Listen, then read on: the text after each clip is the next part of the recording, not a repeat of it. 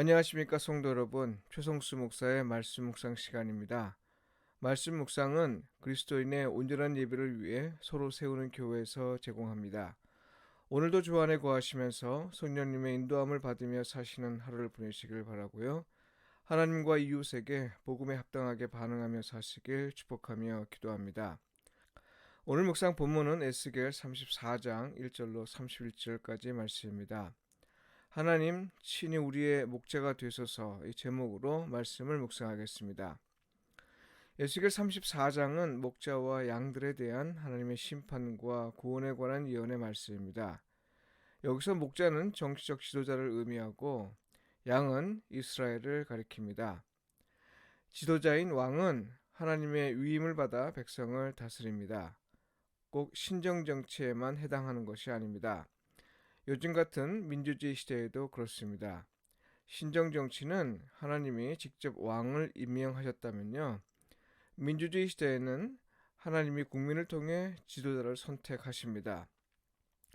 주권 재민이란 말이 있는데요, 이 말은 나라의 주권은 국민에게 있다는 뜻입니다. 그러나 여러분, 국민이 지도자를 선택한다고 해서요, 그렇다고 해서 국민의 선택이 항상 하나님의 뜻이라고 말할 수는 없습니다.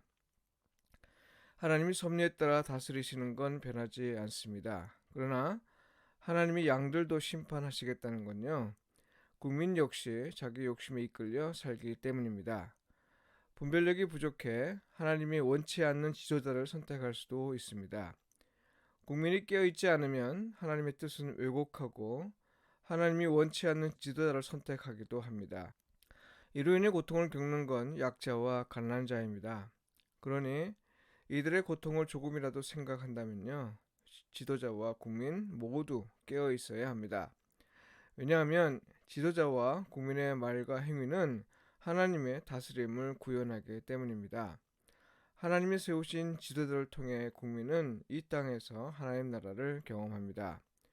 국민이 선출한 지도자를 통해 이 땅에서 하나님 나라를 경험할 기회를 얻게 됩니다. 오늘 에스겔 선지자가 지적하는 문제는 무엇인가요?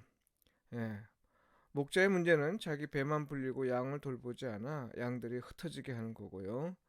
양의 문제는 주어진 꼴에 감사하지 않고 또한 자기 배만 불리려고 해서 다른 양들이 파리해지는 걸 돌보지 않는 겁니다. 우상을 쫓고 탐욕스러운 이기주의로 가득했다는 거죠. 여러분, 목자와 양 모두의 공통된 문제는 무엇인가요?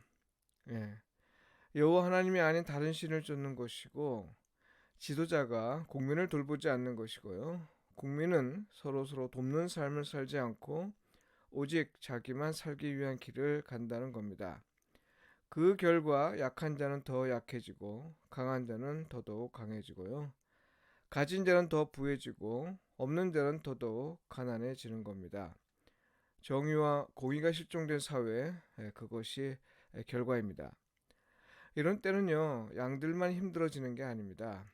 올바른 길을 가는 목자 역시 탐욕스러운 양들로 인해 고통을 받기는 마찬가지입니다. 이스라엘은 나라가 망하고 포로로 끌려가는 수모를 겪었습니다. 예, 그러니 어떻게 해야 하나요? 도대체 누가 죄로 물든 인간의 탐욕을 막을 수 있을까요? 역사를 통해 배울 수 있는 겁니다만 이걸 극복할 방법은 없어 보입니다. 다만 최선을 다해 그 가능성을 줄이는 수밖에 없지요. 잘못을 알고 참여하며 회개하는 것이 최선입니다.